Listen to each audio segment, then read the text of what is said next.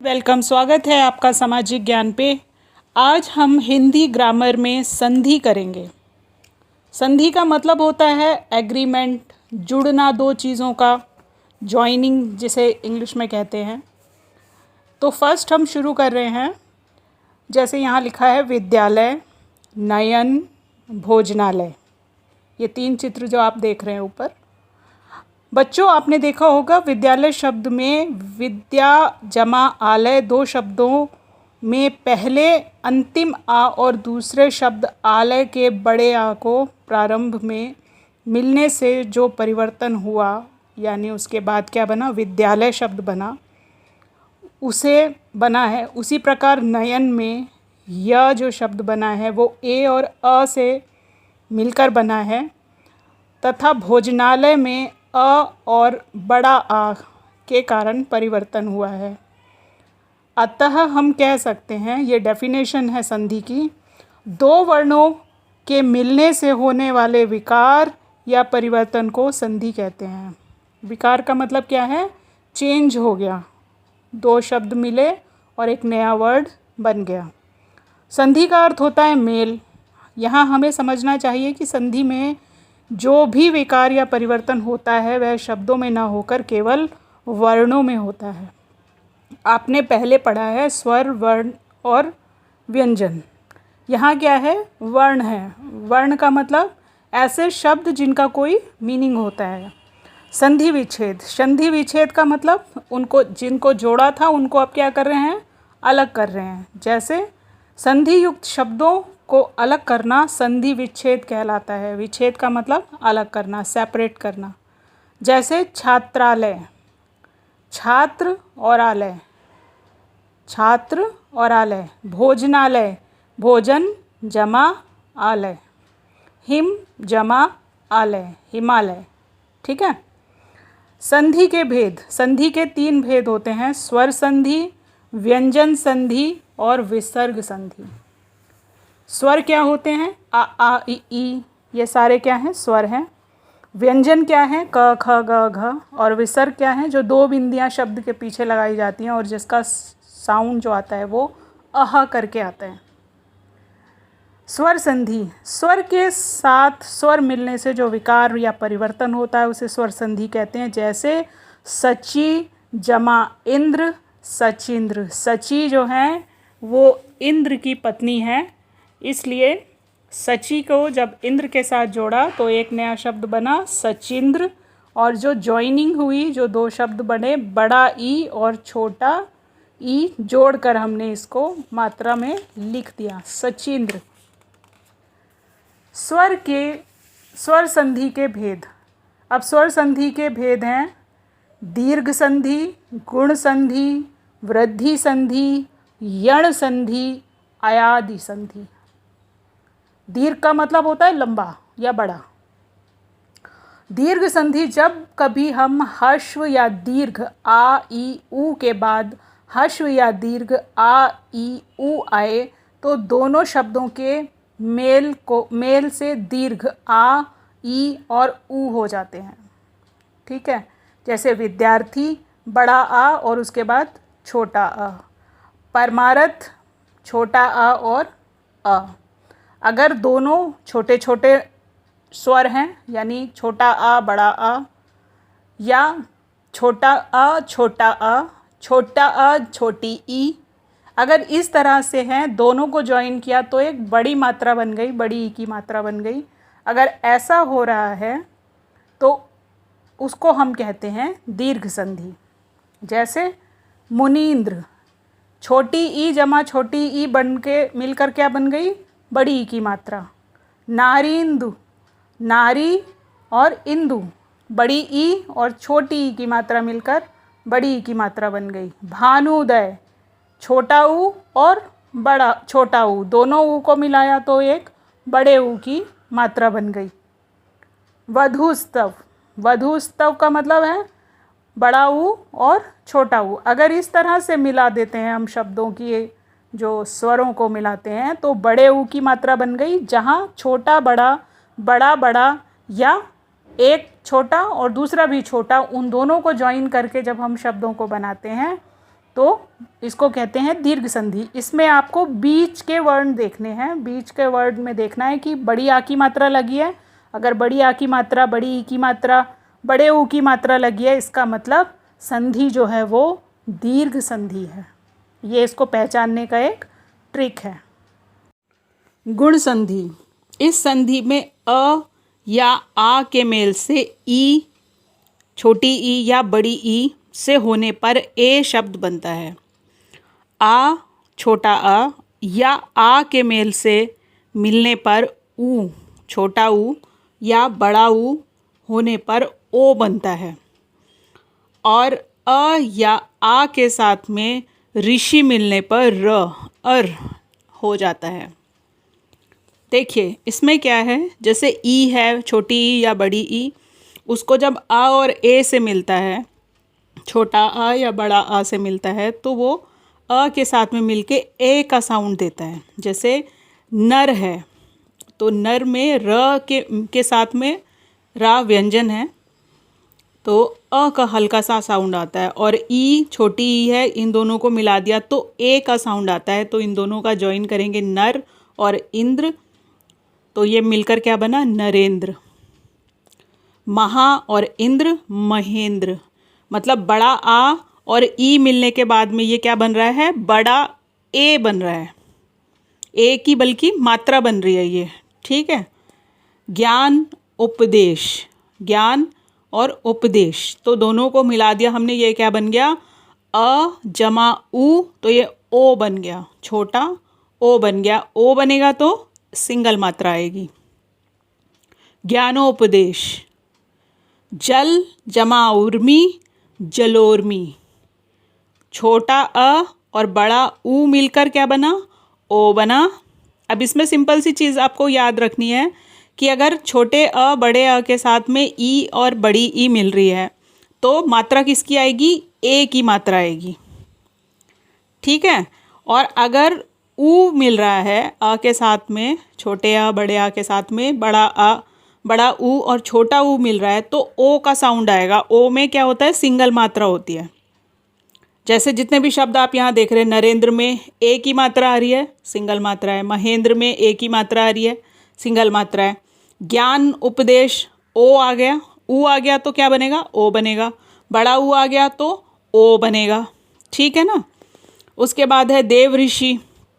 अगर ऋषि शब्द आ गया तो ऋषि में क्या होगा कि बीच में जो है री का साउंड आएगा, ठीक है। जैसे देव ऋषि है, देव और ऋषि, ऋषि अर कर का साउंड आ रहा है। और ऋषि के लिए ये श, जो षटकोण वाला श है, इसके ऊपर र उड़ा हुआ है, ठीक है। समझ आया। गुण संधि में हम क्या देखते हैं, गुण संधि में हमको दो चीज़ें देखनी है। छोटा अ बड़ा आ के साथ अगर ई और बड़ी ई है तो मात्रा ए की आएगी, ऊ और बड़ा ऊ है तो मात्रा ओ की आएगी। और ये सब हम कैसे देखेंगे, बीच वाले अक्षरों को देखेंगे कि छोटे ए की मात्रा है या ओ की मात्रा है, या ऋषि के ऊपर अर करके है तो श के ऊपर र उड़ा हुआ है, ठीक है। ये है गुण संधि। अब है वृद्धि संधि। वृद्धि का मतलब बड़ा या बढ़ोतरी। जब अ और आ, छोटा अ और बड़ा अ में ए और ए का मेल होता है, ठीक है, तो दोनों शब्दों के मेल से ए यानी बड़ा ए बनता है।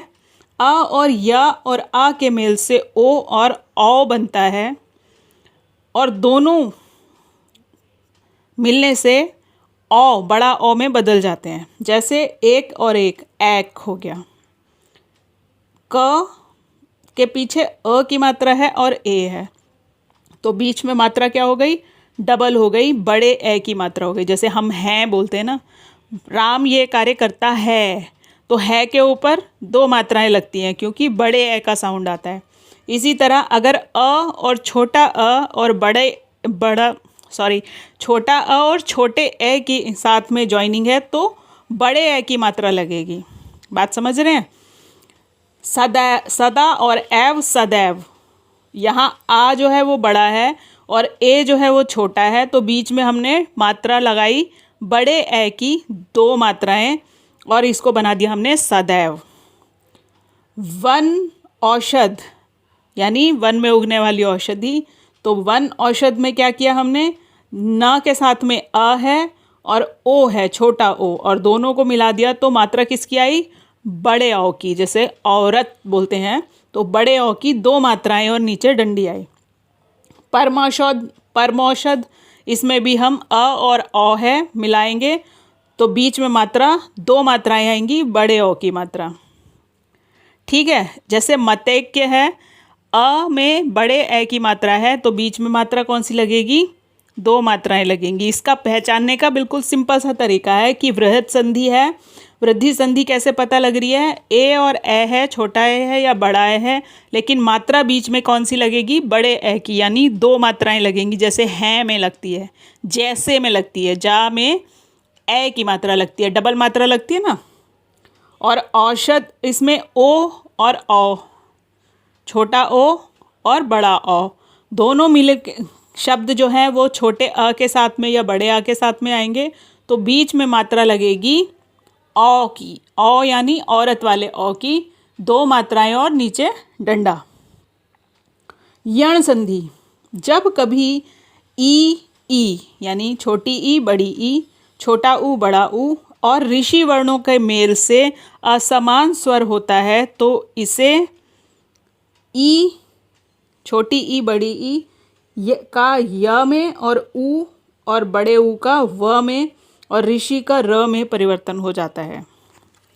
दोबारा समझिए इसे, अगर छोटा ई है, बड़ा ई है, छोटा ऊ है, बड़ा ऊ है और ऋषि है, इन शब्दों में जब जॉइनिंग होगी, दूसरे शब्द को जोड़ेंगे, ये छोटा अ बड़ा अ ये हो सकते हैं, तो इनके मिलने से क्या फ़र्क पड़ेगा कि या जब ई में ई और अ होगा, ई में, छोटी ई में बड़ी ई में अ जुड़ेगा तो या बनेगा, और ये या आधा होगा। छोटे ऊ बड़े ऊ में जब अ जुड़ेगा तो ये व बनेगा और ऋषि में ये र यानी मात्रा के रूप में दिखाई देगा। जैसे यद्यपि, यद्यपि, ई जो है वो द और अ के साथ में, द पे मात्रा है ई की, छोटी ई की, और अ है, इन दोनों को जब हमने जोड़ा तो हमने क्या बनाया, यद्यपि, या बना इससे। ठीक है, नद्य अर्पण, नद्य अर्पण हो गया, ये ई बड़ी है और अ छोटा है, दोनों को मिलाने के बाद क्या बना, या बना। जैसे उसने ऊपर बताया है कि अगर ई और छोटी बड़ी के साथ में अ मिलेगा तो क्या बनेगा, या बनेगा। अब ऊ के साथ में देखते हैं, छोटे ऊ और बड़े ऊ के साथ में जब अ मिलता है तो क्या बनता है, अनुय, अनव्य हो गया ये। अनुयण, अन्वेषण हो गया ये। अनु और एषण यानी ऊ प्लस ए दोनों को जोड़ दिया तो क्या बना, अन्वेषण, ए की मात्रा लग गई इसमें। इत्यादि, ई के साथ में बड़ा अ। देव्यागमन, दिव्यागमन, बड़ी ई के साथ में अ, दिव्यागमन।